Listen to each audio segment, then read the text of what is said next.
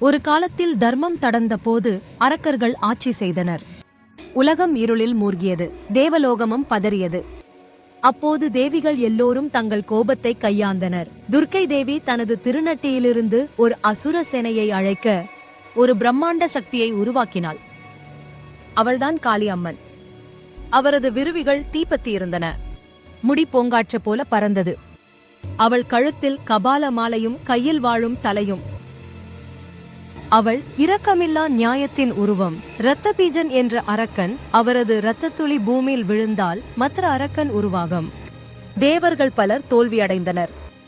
ஆனால் காளி அவரது ஒவ்வொரு இரத்தத்தையும் பிழிந்து கொடுத்து விட்டாள். தரையில் விழாவே விடவில்லை. வணக்கம். வெற்றியை பெற்ற பிறகு கோபத்தில் அவள் உலகையை அரிக்கத் தொடங்கினாள்.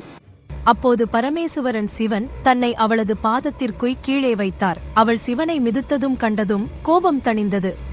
விரிகளில் கருணை வந்தது. அவள் அழைக்கும் தேவியும் காத்திடம் தாயுமானாள். இன்று வரை ஒவ்வொரு கிராம கோவிலிலும் ஒவ்வொரு பக்தலின் இருதயத்திலும் காளி அம்மன் வாடுகிறாள். தீமைக்கு பயங்கரமாகவும் நன்மைக்கு தாயாகவும்.